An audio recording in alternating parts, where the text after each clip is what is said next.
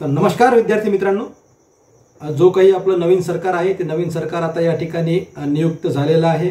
त्या ठिकाणी मुख्यमंत्री उपमुख्यमंत्री यांची सुद्धा या ठिकाणी शपथ झालेली आहे। आता आपले जे काही कार्यक्रम आहेत नोकर भरतीचे हे या ठिकाणी लवकरात लवकर सुरू होतील अशी एक आशा आहे आणि त्यांनी लवकरात लवकर ते कार्यक्रम या ठिकाणी सुरू करायला पाहिजे अशी सुद्धा आपली एक या ठिकाणी आता मागणी त्यांना असणार आहे, जेणेकरून जे काही रोजगाराच्या प्रतीक्षेत युवक आहेत, तरुण आहेत, यांना लवकरात लवकर या ठिकाणी रोजगार मिळायला पाहिजे। एकीकडे त्या लाडक्या बहिणी सुद्धा परेशान आहेत की आता सर्व झालेलं आहे तुमचं, आता लवकरात लवकर आमच्या खात्यामध्ये या ठिकाणी पैसे टाकायला सुरुवात करा, परंतु तो सुद्धा एक त्यांचा अजून त्यावर निर्णय झालेला नाही, तो विषय वेगळा आहे, त्यावर सुद्धा एक व्हिडिओ घेऊ आपण।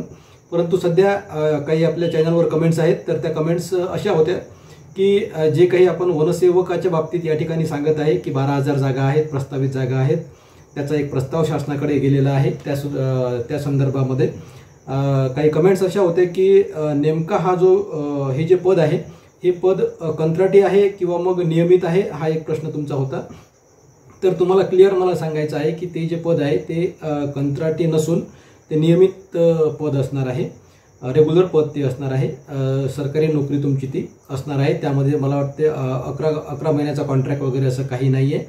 त्याचं कारण सुद्धा त्यांनी सांगितलेलं आहे की तुमची वनसेवक या पदी जर नियुक्ती झाली तर तुमचं जे काही ड्युटी असेल ते त्या वनक्षेत्रामध्ये असणार आहे आणि वनक्षेत्रामध्ये असलेले जे काही साग आहे, खैर आहे, तर हे जे वनस्पती आहेत हे खूप महाग आहेत, कॉस्टली आहेत, आंतरराष्ट्रीय मार्केटमध्ये, आंतरराष्ट्रीय बाजारामध्ये त्यांची खूप मोठी किंमत आहे आणि अशा हे जे काही साधनसामुग्री आहे, वनसंपत्ती आहे, याचं रक्षण करण्यासाठी कंत्राटी जर कोणी नोकर भरती नेमली तर त्या ठिकाणी एवढेच चांगल्या प्रकारे ते काम करू शकणार नाहीत, जबाबदारीने काम करू शकणार नाहीत। त्या कारणामुळे हे जे पद आहे हे पद कंत्राटी पद्धतीने न भरता नियमित पद्धतीने, नियमित सेवा ही त्यातून ते पद भरण्यात यावं असा त्या प्रस्तावामध्ये सुद्धा उल्लेख आहे। ते सुद्धा आपण PDF च्या माध्यमातून पुढे बघणार आहोत, त्या कारणामुळे ते सुद्धा तुम्ही व्यवस्थित बघा। नेमकं जो काही प्रस्ताव आहे त्या प्रस्तावामध्ये त्यांनी नेमकं या विषयाबद्दल काय सांगितलेलं आहे मी तुम्हाला क्लिअर सांगतो आहे त्या प्रस्तावावरूनच की त्या ठिकाणी त्यांनी कंत्राटी असा कुठला सांगितलेला नाही आहे, नियमित पद ते भरल्या जाईल असं तिथं सांगितलेलं आहे। त्या कारणामुळे काही टेन्शन घ्यायची गरज नाही, फक्त टेन्शन हे आहे आता की लवकरात लवकर या जागा निघाल्या पाहिजे आणि जास्तीत जास्त विद्यार्थ्यांना या ठिकाणी रोजगार मिळाला पाहिजे। नेमकं PDF मध्ये काय सांगितलेलं आहे ते सुद्धा आपण नेक्स्ट भागामध्ये याच व्हिडिओमध्ये बघणार आहोत। ओके, धन्यवाद, थँक्यू। नमस्कार विद्यार्थी मित्रांनो, जसं तुम्हाला मी सांगितलेलं आहे की ते जे पद आहे ते कंत्राटी पद नाही आहे, नियमित पद आहे, तर त्याबद्दल सविस्तर माहिती यामध्ये काय आहे ते आपण या ठिकाणी बघणार आहोत। तर यामध्ये बघा त्यांनी काय सांगितलेलं आहे, तर वनक्षेत्रामध्ये वनक्षेत्रामध्ये अत्यंत मौल्यवान प्रजाती असून सागवान व खैर मोठ्या प्रमाणात उपलब्ध आहे। त्याचप्रमाणे वन विभागाचे मौल्यवान असे विस्तीर्ण वनक्षेत्र असून वाढती लोकसंख्या लक्षात घेता वनजमिनीवर अतिक्रमणाच्या घटना घडण्याची शक्यता नाकारता येत नाही। त्यामुळे अशा मौल्यवान प्रजातीचे व वनजमिनीचे संरक्षण व संवर्धन करण्याकरिता कंत्राटी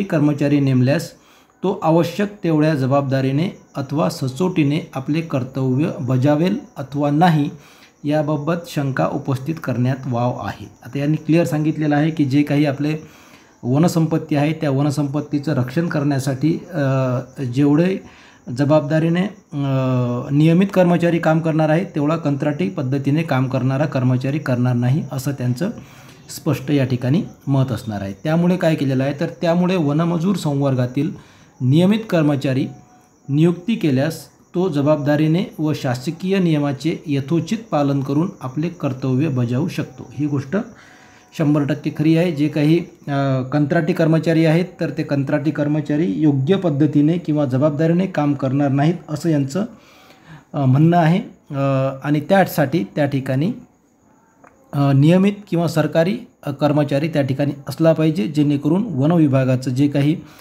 सागाचे झाडं असतील, खैरांचे झाडं असतील किंवा अजून काही वनसंपत्ती असेल त्याचं रक्षण तो चांगल्या प्रकारे करणार आहे असा हा विषय असणार आहे। तर तुमच्या लक्षात आलेलं असेल काही 2-3 कमेंट्स होत्या की हे पद नेमकं कंत्राटी आहे की सरकारी आहे, तर त्यासाठी आपण हा व्हिडिओ या ठिकाणी बनवलेला आहे. आता फक्त एकच महत्त्वाचा विषय आहे, लवकरात लवकर याचा मंत्रिमंडळाचा विस्तार झाला पाहिजे आणि आपलं जे काही थांबलेला विषय आहे रोजगारासंदर्भातला, हा विषय या ठिकाणी निकाली निघाला पाहिजे.